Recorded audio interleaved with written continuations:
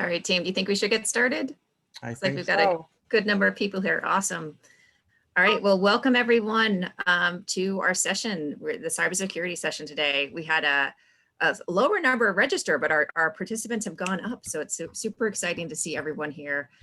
My name is Jessica Kemper. If I haven't met you already, I'm the Director of Industry Engagement on the CTE Central Team, and really excited to welcome you to the session and share these resources with you that we're going to be walking through today. We're going to provide some details about the cybersecurity curriculum resources that we've created, as well as the support that we have in place to help you think about how to implement this into your CTE classes, IT classes and sequences. But before I dive in, just want to take a moment to introduce everybody who is joining us today. So I introduced myself. Reza, do you want to take a moment? Yes, absolutely. Wonderful to see everyone. My name is Raisa Schwanbeck. I'm an Associate Director for School Design, working specifically with our PTech or 9 to 14 schools. And I believe I saw in the chat that I have some PTech colleagues here. So welcome, welcome, and great to have everyone here with us today.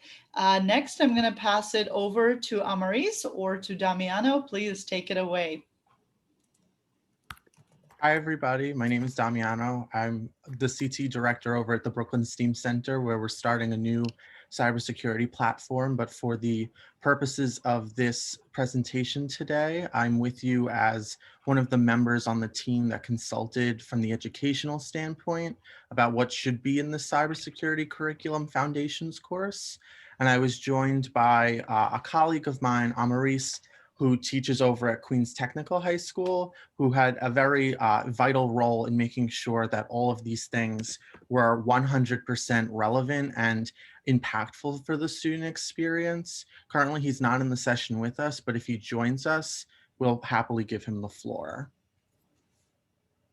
Awesome. And some other important stakeholders who helped us develop these resources were the Career and Professional Programs team at LaGuardia Community College.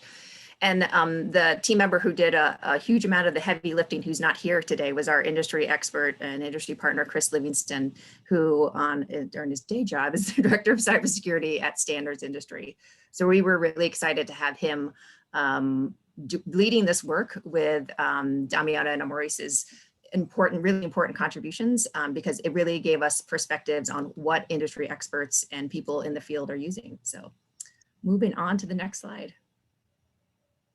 So today what we're going to do is we're going to give you a bit more context into the design that went into this. We'll be walking through the curriculum, kind of giving you a high level of the units and modules that we have in place.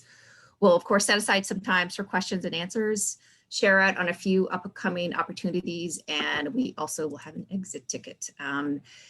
During that last part of the phase is where you can actually request to have access to the resources. So we'll, after you submit a survey, we'll give you the keys to the to the actual curriculum itself, so you can take it from here.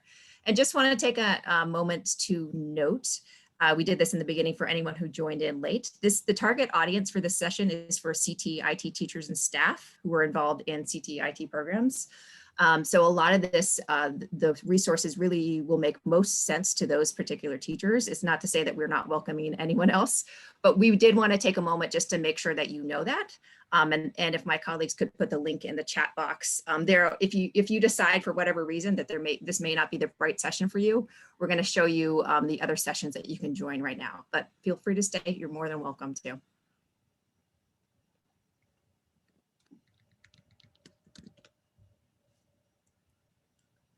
All right, so we did want to take a moment to just make sure you knew how we got here. So one of the key priorities of the CTE team is to make sure that we are doing everything we can to align our programs to industry trends and high demand careers for our young people. We know that it's of utmost importance, I know I'm preaching to the choir here, to graduate students who can make informed decisions about their next steps, whether that's college, a training program, or entering directly into a career. And so from that perspective, we know that cybersecurity for our CTE IT programs is an essential thing that we need to be having our teachers consider more for their students and for their curriculum. So cybersecurity is a fast growing field. Everybody probably knows that on the call. There are incredible job projections in the thousands. Even during COVID, we know COVID has impacted all kinds of different industries in really scary ways, but cybersecurity continues to be a major priority and opportunity for young people. At the same time, while NYSA doesn't necessarily have right now a confirmed cybersecurity CTE path, they just adopted computer science and digital fluency standards in December of this past year. And there are sections there that include cybersecurity into it. And so if my colleagues could put those links into the chat box, we have some information about the industry demand for cybersecurity and also those standards. So again, we just want to make sure that we're doing everything we can to ensure that our teachers who want to incorporate cybersecurity lessons and courses have the resources and skill sets that they need to do that. So starting in about May of last year, we dug into this pretty extensive curriculum development process, again, with Chris, Damiana, and Maurice leading the way. And we've developed a whole source of resources for everyone that are open source for you. And we also facilitated a 4-hour training program for CTI teachers. So this is a very abbreviated overview of the curriculum and the training that we did. You want to head to the next slide? So the goals of this curriculum, and Damiana and Maurice will spend a little bit more time talking about the nuances of it. But again, we wanted to encourage CTE IT programs to include cybersecurity modules. We needed to create an open source industry endorsed standalone cybersecurity course.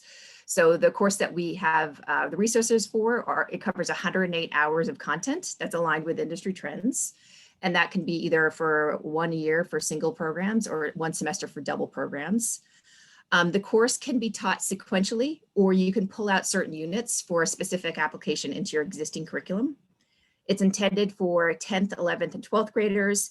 Our recommendation is that you do an IT fundamentals course before this one, because we are drawing upon that foundational knowledge for a young person in the cybersecurity materials. And we also want to emphasize that this does not currently culminate in a certification. So hopefully those are sort of some key details about this curriculum that you can think about moving forward. All right, I believe I'm handing over to Damiano, yes? Yeah. Okay. So the thing you actually get out of this, right, isn't just us saying like cybersecurity is amazing, but actually some tools that you get to take advantage of that are hands-on and useful for not just you, but your students.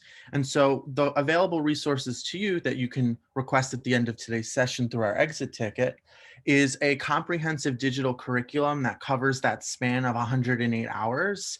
And in fact, what that is a total of 8 units that we'll dive into just a little bit for, as well as the lesson materials, which come in the form of things like slide decks, interactive activities, videos, lab exercises, and of course, additional reading and training materials for our instructors. So on top of the actual curriculum materials, you'll also be getting access to our training videos, which is a comprehensive set of 4 hours that allows you to move through portions of the curriculum at a beginner, intermediate, or advanced level based on, you know, where you feel like you are and also the content that you're trying to learn, because we don't expect you as an instructor to be ready to go with instituting a new set of curriculum without getting some support yourselves. And that is also going to be coupled with our sector-based community that's about, you know, supporting each other through this cybersecurity process. And so when you get those things, you will then, of course, receive a copy of all of these items saved on a Google Drive that you can download, manipulate, and customize to your own need. And so if we go to the next slide, we can see that what we've tried to do in collaboration with our partners and Chris and LaGuardia have really tried to outline a set of units that would be really useful to our students that would cover a foundational understanding, but also practical application of cybersecurity concepts. So it's not just 108 hours of talking about the thing, but scholars will actually be able to try and use tools to attempt and bring to life these concepts in a more interactive and engaging way than it would be to, you know, in comparison to those curriculums that are available out there right now that, in my opinion, are quite theoretically based, and there's not enough doing. And so what we'll do is in a moment, we'll take a look at what these resources actually look like. But just to call out some buzzwords and some exciting things, on the next slide, we can see a set of tags in this cloud that are just some of the materials and items that actually cover and address what is within this content. And if we go ahead and just click next, but instead of going to the next slide, we'll actually see a full actualized list of what are some of those objectives and goals that we're trying to achieve. So there's quite a bit here. And of course, I'm not expecting anybody to read any of these things in its full capacity in the moment, because it really would be more useful to see, like, how do we bring these things to life? How do we ensure that, I'm not just talking the talk, but I'm actually providing you with something that you can use. And so what I'm going to do is I'm just going to flip over to my screen, and we'll be able to see that what we're doing here is sharing that Google Drive with you. And you'll see that in this one location, we've got everything that we need to execute this platform in a way that's useful in whatever format you want. Jessica mentioned that, you could do the whole thing as a course, 2 courses if you're a single period class. You could pull out and pick and choose what you want, and that's really up to your creative direction and giving that ownership to you as the instructor, because it's your classroom. It's best for your curriculum and your students. But we wanted to provide it to you in this logistical way that could support whatever goal or end post you wanted to set up. We do have, a curriculum map that definitely aligns like what we're trying to achieve here and summarizes a lot of that information in one place. But we also wanted to provide you with a list of the technologies and the requirements to use it. But let's look at one of those resources. What do we actually get out of this thing? And so, I can pick any of these objects. And what you'll see is that inside of them, there are a variety of different materials that we can go ahead and use. And so like when we're opening these items, we can see that the slides are actually built in a way that they don't just exist as a set of information, but something that you can legitimately use to pace and move through a lesson. Now, our curriculum developer does not work in the K through 12 industry, but what was really interesting was his ability to adapt hands-on, engaging cybersecurity learning through the constraints that we have in our limited time of our classroom. So all of our activities start with a wonderful starter activity. This is the first lesson of the first unit, so it's more theoretical. It's just motivational thinking. But later on, they do develop into skill recall and synthesizing concepts from prior days for future learning. It contains base foundational, goal information, whether your school calls them performance objectives or, IOs or aims. There's a level of direction that each session has, and then they are all timed. The best part is that not only is this a student-facing material, but it's also a resource for you as the instructor, because our curriculum developer, Chris, actually even included in the speaker notes the sets of guiding questions and teacher moves that would promote the ability to run this session, run these particular activities in a manner that is engaging and fun. With that being said, each session also does include the typical I do and then we do type of transition to the then personable you do Vygotskian like structure, because we know that in CTE, it's more important that a scholar gets their hands on the work. And so we've limited the amount of teacher time to boost and support the amount of work that young people get to actually engage with the content. And of course, just like every session, it ends in some type of summary or exit ticket, which is in addition to and up to your prerogative, whether you're going to collect, grade, or assess it in some way to really close out like the learning for that day. There are some of these items that are in fact multi-day, and they've been segmented, to say like, this is a really good stopping point. If you're a single period class, this is the best time to run this assessment. And so from a logistical standpoint, from a how can I use this type of situation, the materials are formatted in a way where they're a really good foundational point and you can customize or use as is based on the way it is. I know that Amaris has joined us, so I'd like to, give him a moment to just say hello and then determine whether he will be demonstrating a more practical component or if he'd like to change the agenda. Amaris? Uh, hey, no, we can actually continue. So I can show you the presentation piece that I had. Sure. You can just go ahead and click share screen and you should be able to override mine. Okay. All right. So hello, everyone. My name is Amaris Valdez. So I actually work in Queens Technical High School. And I've been working with this curriculum as well. And what I want to do is just show you one piece of it, which is the social engineering aspect of it. And I know social engineering is a topic that everyone covers a lot, but it's really important because it shows you the importance of cybersecurity as a whole. Because a lot of times when it comes to these kind of attacks, it's really taking advantage of the human aspect of it. Because the software, for the most part, are really secure, but the human aspect of the wheel, that's really where the issue lies. So the more knowledge we gain, the more awareness we gain, the better we are able to defend against these kind of attacks. So I took this image here from imperva.com, which is a wheel that shows the cyclical nature of social engineering. And if you notice in the top over here, it says investigation, right? So that's the first part when it comes to social engineering. So when someone is trying to attack you in a social engineering way, pretty much what they're trying to do first is investigate who the target is. So what does the target look like? What are the patterns that that particular person or organization has? So preparing for that attack is really the most important step for any kind of attacker, any attacker who's trying to approach an individual and organization. The more information they have, the higher the chance of them to succeed in whatever they're trying to accomplish. The next step is actually trying to hook the individual or the organization into whatever it is that they're trying to do, whatever the plan is. If they get someone to follow along with them, then again, most likely they're going to be successful in their attack. So if you notice over here in these two parts here, it's kind of difficult to know who's trying to attack me or who's trying to trick me if I don't know who that person is. So that's where the awareness comes into play. So what I want to do is quickly pivot over to a lesson that we prepared that focus on phishing emails and how can we protect ourselves from those phishing emails.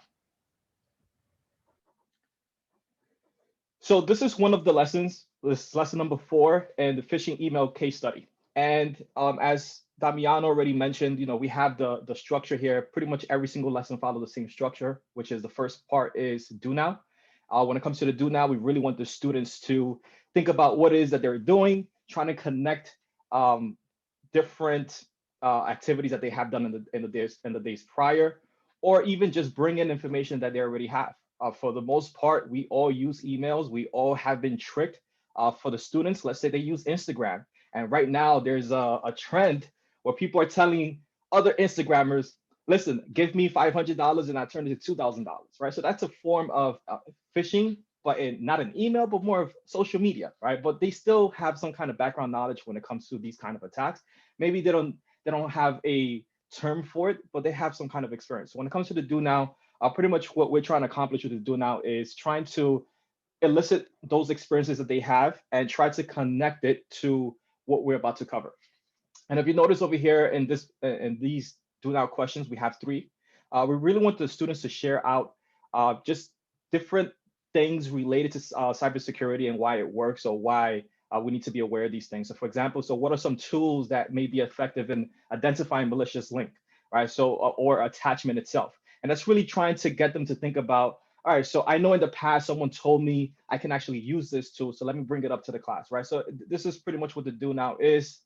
So the next section is connecting. So here is just like a little introduction, and we're trying to connect it to a previous lesson in this particular point. So it says here, yesterday you all learned about how to analyze a potential phishing email and protect yourself from falling victim to those email or those kinds of email. For the past couple of days, we have learned about data security, malware, email security risk, and analysis of phishing emails. Now we're going to do a complete case study on the real life scenario of cybersecurity in a cybersecurity sense background. And when it comes to this lesson here, it really focuses on using the knowledge that they gained. And now let's think about how can you actually apply those knowledge in a real world case. So the lessons, this particular lesson continues down that road. It gives them a case study, and we encourage the students to actually, express whatever their thoughts are, whatever the ideas or whatever their plans are in order to protect someone from these kind of attacks. So what I want to do is show you guys a personal scenario that happened to me. So this is actually something that happened a few years back. So as I told you guys, I work at Queens Technical High School. So my principal in that school is Melissa Berg. And one fine day, I received an email from my principal. Now, this was during my third period class, which was amazing in the sense because that was my network engineering class. I took it as an opportunity to show them, all right, so this is what social engineering is. This is what a phishing email is all about. So if you notice over here, so this actually happened in June 6, 2018. And I received an email early in the morning. And this person, I'm thinking it's Ms. Berg, right? So I'm thinking it's my principal. And anyways, but if you notice over here, this is the email. There, the headline says "Good morning," all capitalized, and it says, "Hello, are you here? Are you there with me?" Oh, actually, sorry, that's the end of the email. So let me go to the beginning. So the beginning it says, "Are you available?" Right? And again, it's all uppercase, it's all capitalized. And as you guys already know, sometimes when people read the capitalized words or sentences, they think that somebody's screaming or they want their, it's high priority kind of message. But notice over here it says it's coming from Melissa Berg. This is coming from my principal. And again, it's capitalized, so it must be important. So I already suspected this was a scam already, and I'll show you why. But let's just continue because I continue with the conversation with this particular person. So the next email said, yes, what's up, right? Again, it's informal, yes, because I knew it was a scam, but I just wanted to continue the conversation so I can show this to my students. And once this person replied back, it says, I'm on my way to a meeting this morning, and I don't know when the meeting will be rounding up, and I need your help to help me get something at the store this morning, please. I'm already late for the meeting. That's why I can't stop over. I don't know if you can help me out. I'm going to reimburse you when I get out of the meeting, please. Good morning, right? So obviously there are a lot of different flags here that should set off some kind of alarm if you're reading this. All right, so first of all, this is the principal, and this is where the students will come in. You'll start presenting this to the students. You'll start showing them, all right, so what are some flags that will show you that this is not Ms. Berg, it's not the principal of the school. And obviously to me, what really stands out is spelling, grammar. Second thing is, if you take a look at the heading of the email, it says head of school 1X. Even though it says Melissa Berg, the email itself is not coming from a official DOE email, right? But these are the different flags that we can use. But at the end of the day, what's really going on here? What's really going on here is this person, whoever this person was, they really did their research. They found out who is in charge of this particular organization, and they're trying to take advantage of trust, the trust element of human beings, right? So we know that when it comes to the principal, if this is the head and this person is asking you to do something, most likely you're going to do that person that favor, right? And that's really what that person is trying to capitalize on. The fact that we trust each other and the fact that there's some kind of hierarchy in this particular organization. And if someone who is your manager is asking you to do something and you want to get some positive points with that person, then most likely you're going to do it. And again, so that's really coming down to going back to this chart here. This person did their investigation. They found who the victims are. So they found out who is not Ms. Berg. They found who Ms. Berg is, and they started engaging with the staff members. I wasn't the only one who received this email. There were a few other staff members who received the email as well. So, I'm pretty sure this person did their investigation. Now, you may be thinking, how did this person find out who's who? It's a pretty simple Google search, right? So if I go to my school's website, sorry, not schools.nyc. If I go to Queens Tech HS and I go to the About page, there is a staff list here. So if someone is really interested in finding out or trying to trick a lot of people in a particular organization, the only thing they need to do is just go to the staff directory and they get a list of staff members. And not only that, they get to see who is the principal, they get to see who the assistant principals are. So they get to see job titles. And from this, I can then do another Google search and put Melissa Berg and, try to find her email that way. So there's a lot of different ways to get this information. And if someone is really invested into this, they'll find the ways around just to, be able to get what they want. And this is really the importance of this social engineering, or understanding it in terms of the student's perspective, right? Because they're going to fall victim to this if they're not aware of it at one point or another. So what we're trying to do here is show them what are the different flags that they can take a look at, that they can try to investigate, and also what is the perspective of the attacker when they're actually planning to execute one of these kind of attacks. Do we have any questions on this?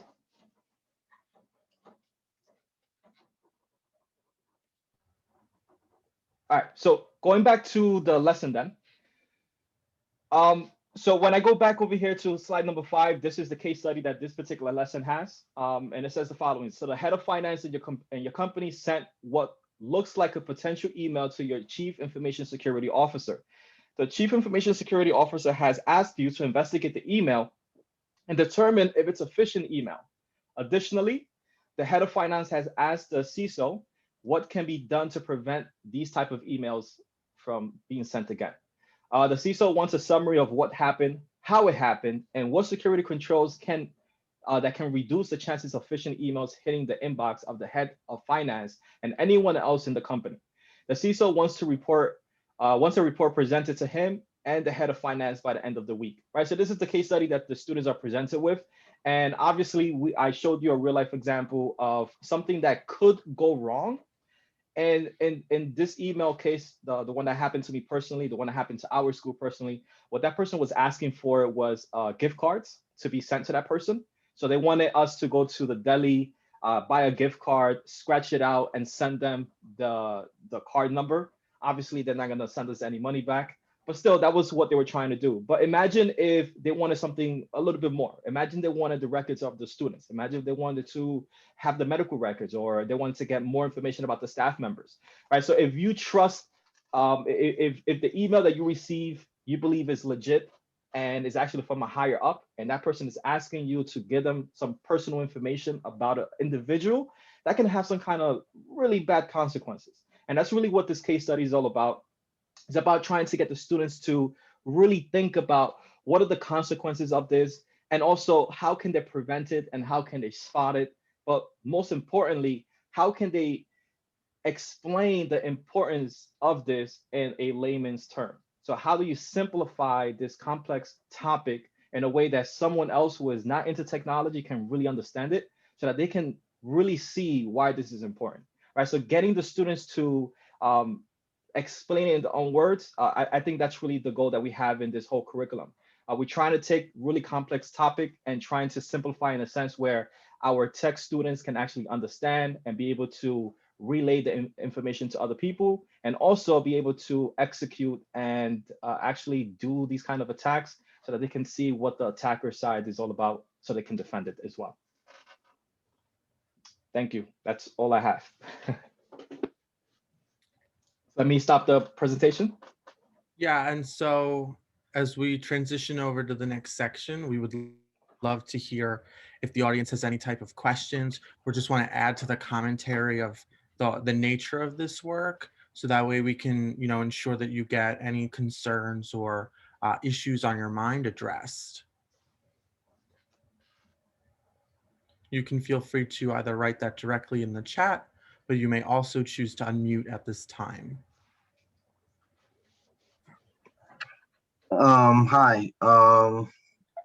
For what I do in terms of teaching security, although we do not have a full-fledged course at AOIT, I teach it during my CFM class in terms of securing their, being informed of their social security, watching out for phishing attacks, how easy it is to research a person, in which I take them through the whole process of going through People Finder or Spokio, and actually illustrating to them how easy it is to find a person, how to do research.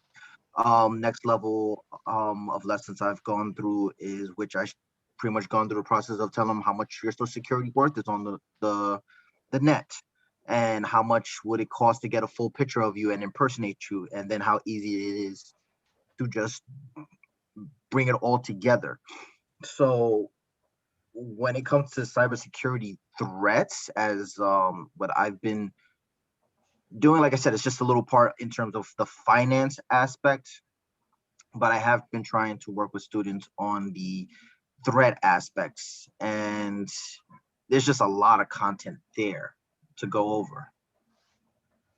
Yeah, 100%. And that's really important. And there are in this curriculum examples and useful tools to execute lessons on personal identifiable information, like the things that you've mentioned, and also how to protect yourselves through those tools. It could definitely be used in a standalone format to fulfill or extend a lesson on like financial independence and identity theft and things like that. But there's also like this contextual type of usage in the curriculum that exists as a way to, not only react as an individual, but as part of the organization, what happens. So if there's a data breach or something like that. And so depending on your use, and in your case, if it's within the CFM context, that is, a really solid way of doing it.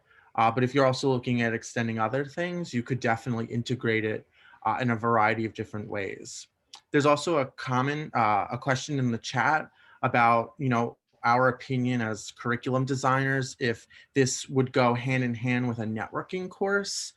In my professional recommendation, security typically is offered post networking, though it definitely has integral components that go into the teaching of both. And so there are components, there's actually a whole unit dedicated to network security within one of those 8 units, and it really breaks down things. But if students don't know the generalized foundational concepts of networking, ports, packets, transmission methods, and things like that, it may be necessary to do some type of pre-teaching or to infuse what you already have with this, as opposed to just saying, you know what, I'm going to replace this course with, the materials being presented today.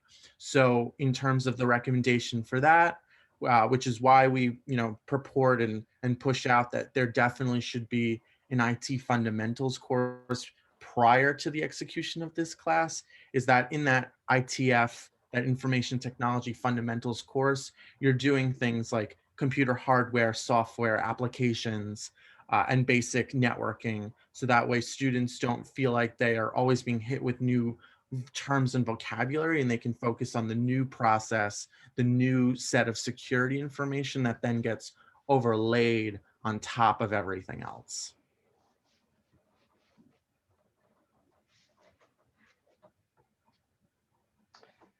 Hey, Damiano, can you show us the curriculum outline real quick? Yeah.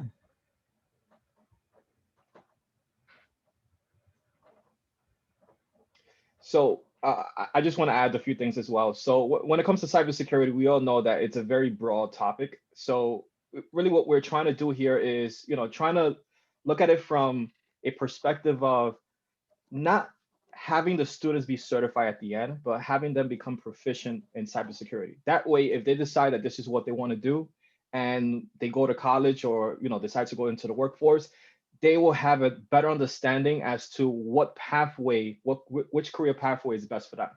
So if you take a look at our curriculum here, pretty much what we start off with is the ethics. We think the ethics is really important. That's what our business partners were always preaching to us, that ethics is extremely important. So if you notice, we start with the ethics, and then we go into the basics of cybersecurity. And then we go into the blue team. So blue team is, for those of us who may not be aware of it, blue team is pretty much the defending side. So how do you defend? What are the things that you look for when you're trying to defend an organization from them being attacked? And then the red team is the opposite side. So what are the things that you're looking for when you're attacking an organization? And then we go into the security operations. So when you go into security operations, you got to think about both sides, the defending side and the attacking side. Because when you're defending, you need to know what you're defending against, right? So really what we're trying to do here is give a basic understanding of what cybersecurity is. That way, if they decide that this is what they want to do, they have a better understanding and they have knowledge that will help them get into IoT, get into any, let's say finance security or any level of security that they want to get into. It's impossible for us to design a curriculum that is very specific to any one thing. And to that point, Amaris, I just wanted to elaborate on something that was written in the chat of this foundational course is beginning or the middle of a program sequence, as opposed to being the final terminal course that students take, due to the fact that it's not aligned to a credential currently, but it certainly can be. And since cybersecurity is such a hot item that is desirable and employable, we would want students to earn those credentials.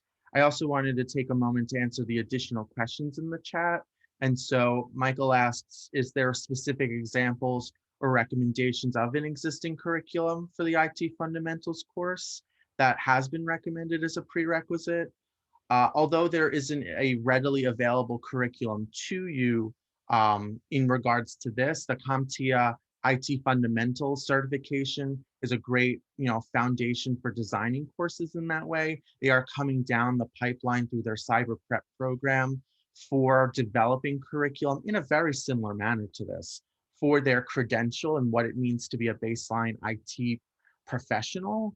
You could also look at, digital literacy standards from the state, as well as, using the pre-existing portions of your curricula that exist to say, like, this is my foundation, this is what I believe based on the contextual knowledge that you as an instructor have that my students need in order to execute this curriculum effectively. The other question asked by Nadia is, how does this get intertwined and interwoven properly with work-based learning? Where are the partners? What are the activities? And so that's an amazing question, and there's a few different answers. Some of our greatest partners are just our already existing information technology companies. We work with a variety of them throughout the city through our ISP program, but each school does have a level of partnerships. And so your partners, if they work in the IT industry, most definitely have at least a person that is security focused in nature. And so connecting with that person is definitely a goal. New York City has a cyber command center, which is dedicated to protecting the infrastructure of New York City's systems. And so they're a great partner. They are open to having, classes visit.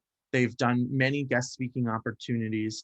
And then of course, in the interest of for those of you who are like, but how do we intertwine this with countable or number valued work-based learning experiences that are sustained, like mentoring and job shadowing, workplace challenges? It doesn't have to be where they're directly hands-on with the actual content in terms of somebody's real life data or making administrative decisions to protect the system. But you can work with those partners to design actual projects and tasks that contribute to the development of their skills, like hardening a system, locking it down, practicing red team and blue team skills by pen testing a machine. DIIT is a great partner. They have their whole security team, and so they should be really helpful in this process.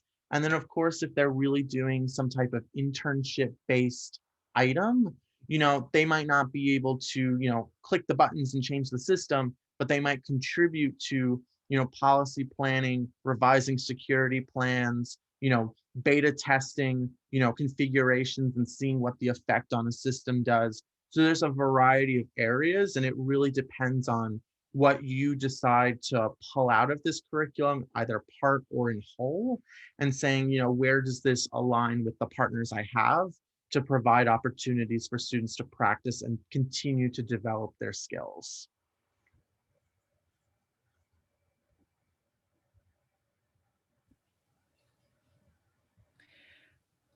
I want to ask the group, and again, we're so honored that we have so many folks here with us, about your experiences with cybersecurity. Have you taken the opportunity to teach some cybersecurity courses in your IT classes? Have you maybe discovered your own curricula, open source resources? Where are you in your process? Are some of you maybe tasked with doing that by your principals? And do you feel that this might be something that you may want to try with us? We would love to hear where our colleagues across the city are right now with thinking about cybersecurity at their schools. So feel free to share on chat, but please feel free to also come live and share out your insights, please. Hello, my name is Geraldine Fredericks and I'm at InTech Academy. And right now where I'm at with cybersecurity, I teach the VE Virtual Enterprise. And it's a 3-year, but mostly focusing on 12th grade. That's when they create their virtual business, okay? And the business is broken up into departments, but I just want to focus on one department, which is risk management. And in that department with risk management, these are the type of skills and knowledge and so forth that I teach that department as far as cybersecurity. How do you use that to protect your company to prevent risk of loss or all these different things? That's one way how I incorporate this cybersecurity into my curriculum. Also with my 7th grade, I teach technology with them, also protecting them. How can they be safe online also? You know, so I'm teaching them at a young age also how to build up those skills and to think about what are some of the things that needs to be done. And my last thing is my own personal experience that I've had from cybersecurity, especially when you come to like your financial institutions like your banking and so forth. You get so many promotions and scam letters and so forth, and twice I was almost scammed where I had to call the company up directly for my own safety to say, did you send this email? Why did you do this? What does this really mean? And sure enough, it was a fraudulent email. So if I hadn't called to double check, I might have got duped.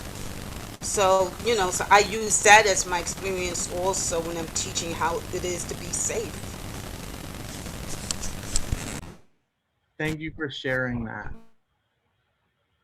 We have an additional question in the chat, and I just wanted to address it. Bhaskar asks about cybersecurity related certifications. And so to just acknowledge for a minute that with all certifications, there are levels, traditionally titled associate, professional, advanced, and then mastery, but everybody uses a different scale. There exists accessible, attainable credentials that students can earn in cybersecurity from organizations like Microsoft through their Microsoft Technology Associate Series, where they have a security fundamentals assessment that actually translates in some instances based on your partnerships with colleges to credits. There's also the NOCTI, which I know is not everybody's #1 go-to for certification, as it's really more of a proficiency exam from the eyes of certain people, but they do in fact have a cybersecurity item. I also want to acknowledge the fact that the EC Council, so I'll say that again, the EC Council is an organization focused in cybersecurity, including the development and certification of people in the cybersecurity field. And they have varying levels, including an associate set of series that relates to penetration testing, and then of course, digital forensics, and that is a direction you can go. They also have basic level that's a little bit more condensed and maybe not be recognized as a full bona fide credential and more of a certificate, but there is an assessment for that. And then for many of you, you may be aware of the Cisco Certified Networking Associate examination that focuses specifically in certification. And of course, there's CompTIA, who offers certifications at varying levels where almost all of their basic or standard packaging includes a security element. But at the more advanced level, students can earn the Security Plus, they can get the CISA Plus, the Pen Test Plus, and then many years down the line, a CASP Plus. So there are certifications that some are very much attainable in the here and now for students graduating as seniors, and then also a trajectory of ongoing education for them to continue to obtain certifications. Thank you. Thank you.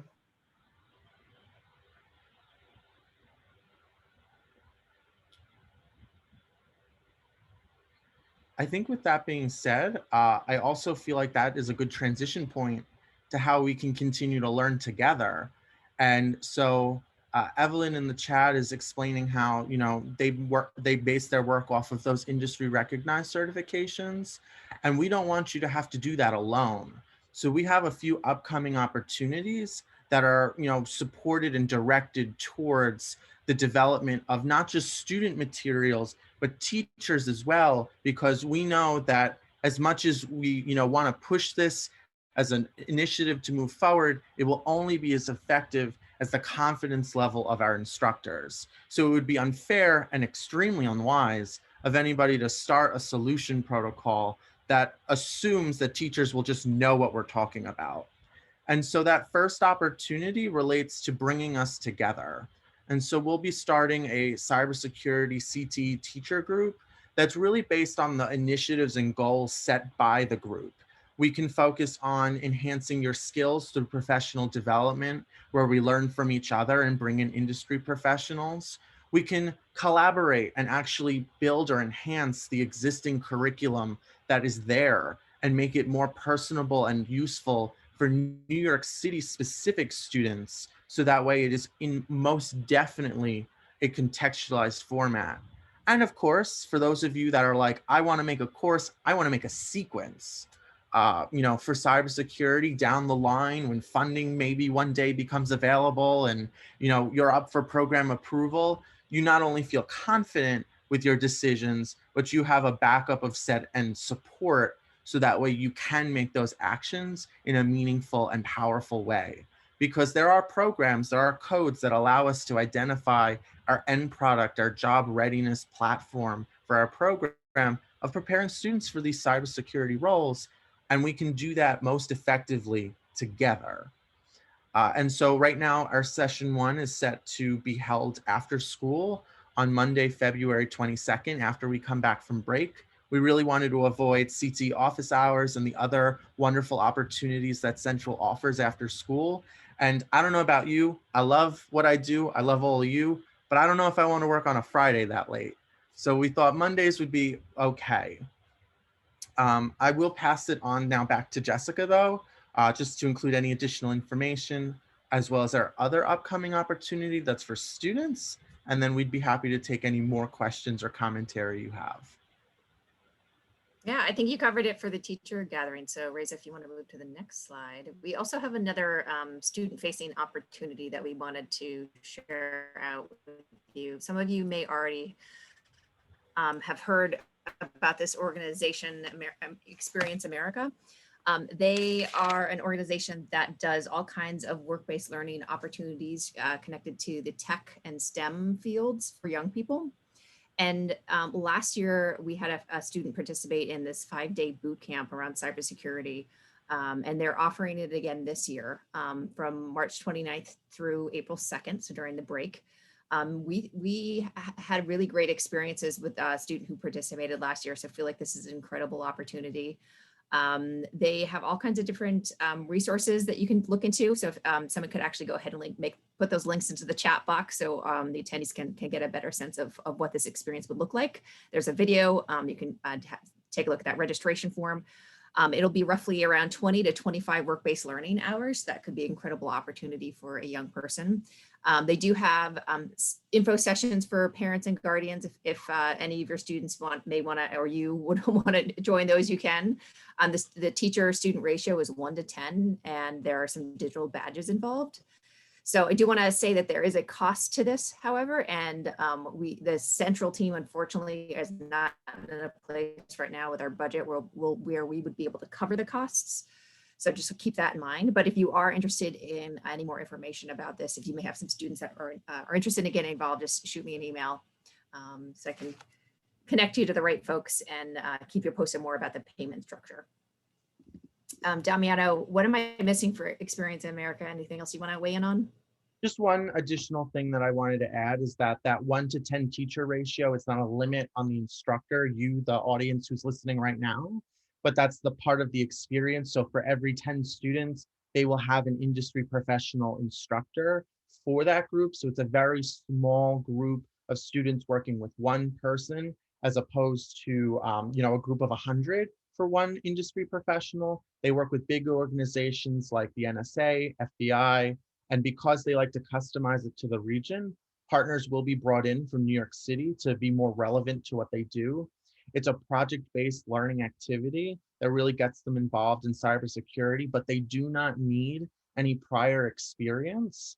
And students that successfully complete the program by attending all 5 days will also be issued digital badges that they can, put on their LinkedIn profile, share, on their social media. So there's a lot to go with it. And the organization is going to really work with us to make sure that we can appropriately log the experience as a countable work-based learning experience for our students.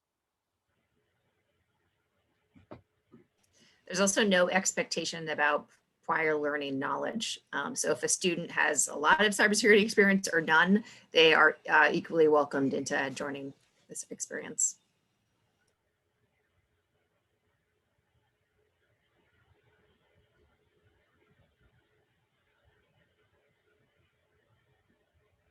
Okay, the floor is open back up in case there are additional questions or additional commentary and discussions. And then of course, at the very end, we'll transition over to our exit ticket, but we would love to hear from you.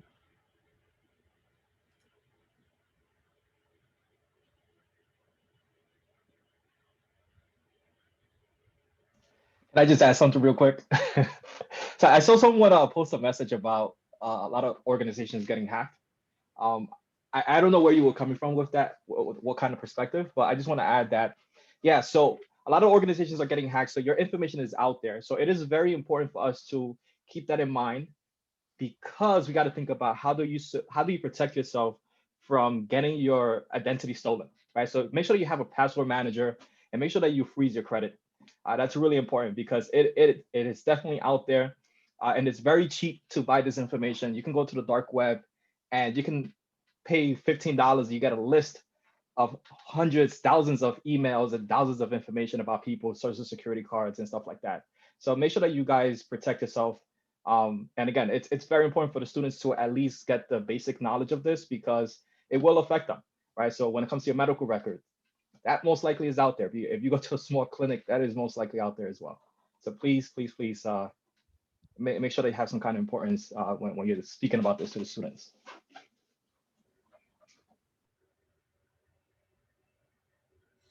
Okay, there is a question in the chat referencing, are there any programs that offer opportunities to connect middle schools with cybersecurity learning? Absolutely.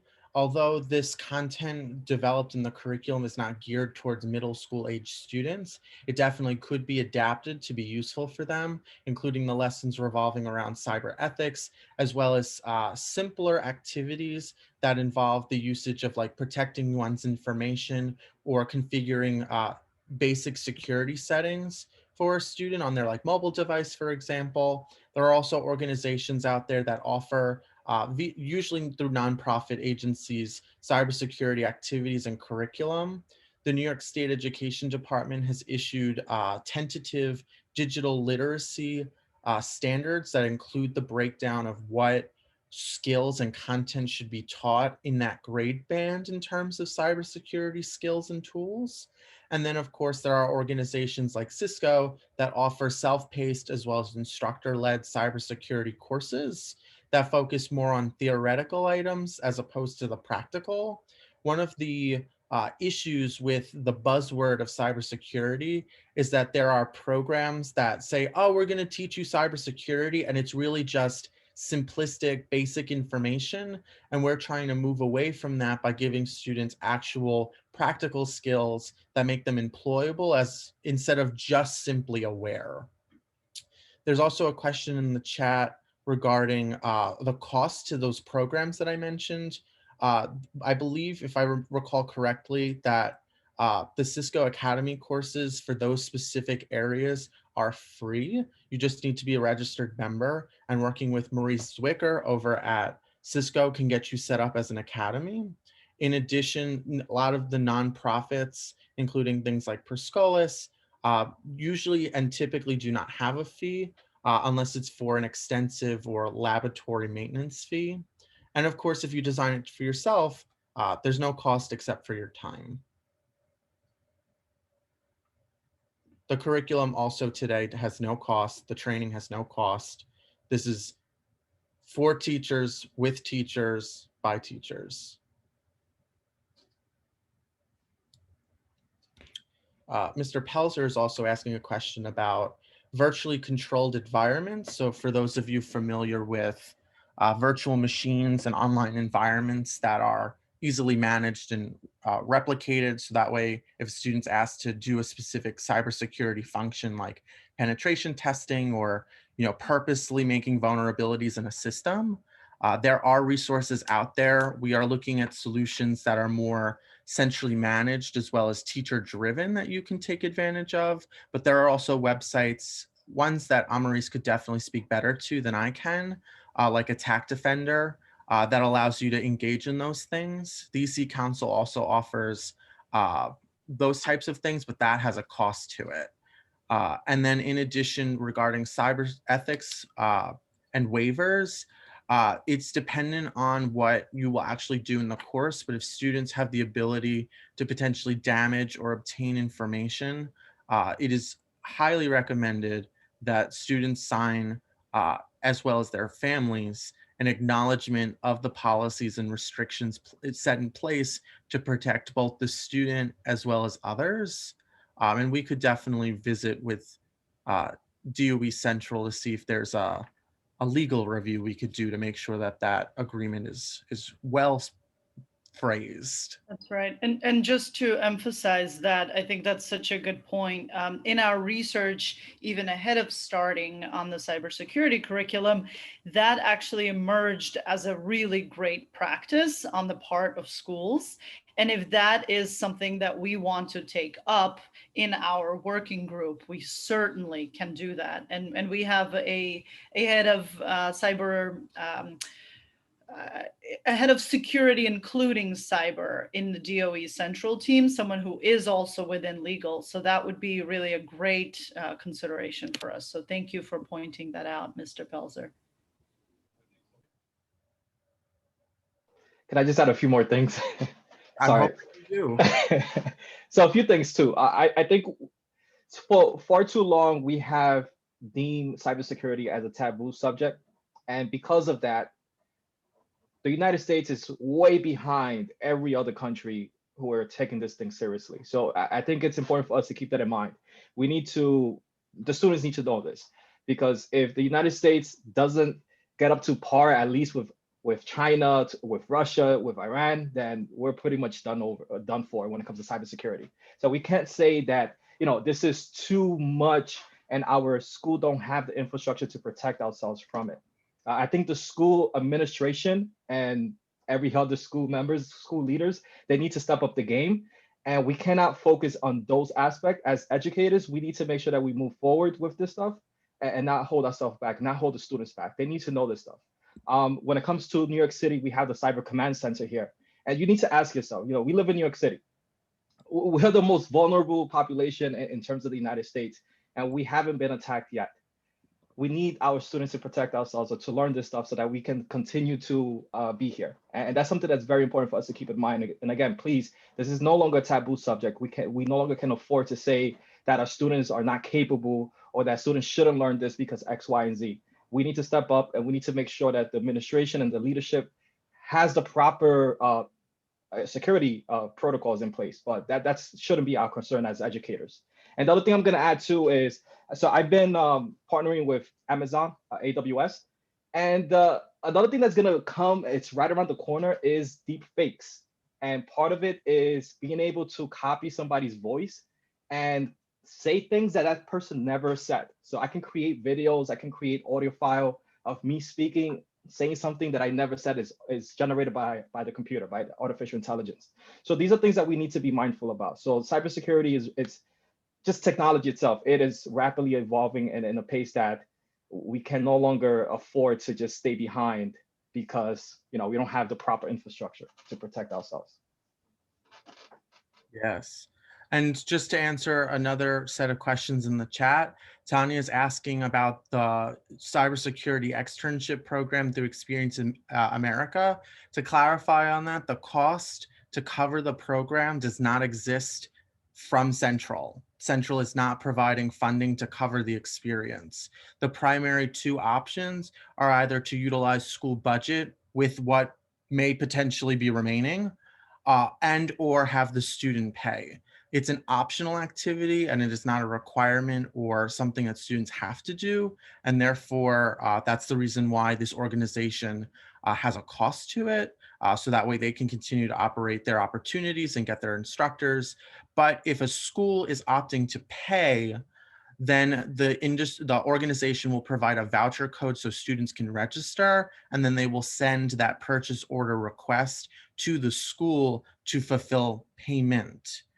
So it's not free, to be very clear. In addition, the cost of that program is dependent on student enrollment.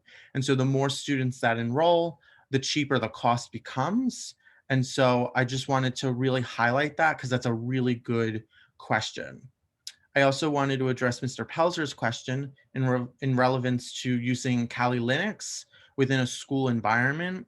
As a CTE instructor who has a level of autonomy over their shop environment, you're able to install that platform on computers that you've procured to use as simulated lab environments or work in that aspect. You can also, as John Tebbett has indicated, use it in a virtual environment, although there are some limited expectations that come with doing that in terms of accessing other devices. But it is something you certainly can do. You can also build your own isolated network. And so in those cybersecurity IT group conversations, in working with other teachers that are trying to do this with you, we encourage these questions because they'll continue to push what is possible. And we have a very close relationship with the DIIT team to see what can and cannot be done on a DOE sponsored network, and then what we will have to localize and not connect to the rest of the school network. So to answer that question in a simplistic form, yes, with caveats. That's also the importance of us meeting together and actually planning things and just learning together and actually just continue to evolve, as because this subject is complicated, as we all know. It's complicated, to be truthful. But if we get together and we talk about these different kinks, we can definitely solve them. Okay. We will continue to take questions and concerns. However, before you go for today, we're asking that everybody that attended today's session complete the exit ticket. It's also the mechanism that we'll use to send you the materials for today, including the slide and the recordings, as well as the link specifically to that curriculum drive folder if you are requesting it. So that way you can peruse through it on your own timeline and have the ability to decide what does and does not work for you. But please keep asking questions if you have them.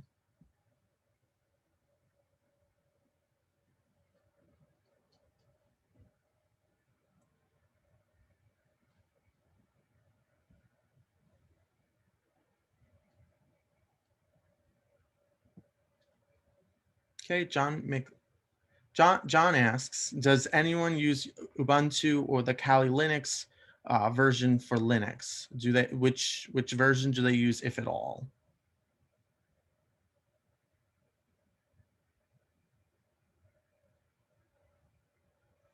Okay, and Amaris has provided a recommendation within it.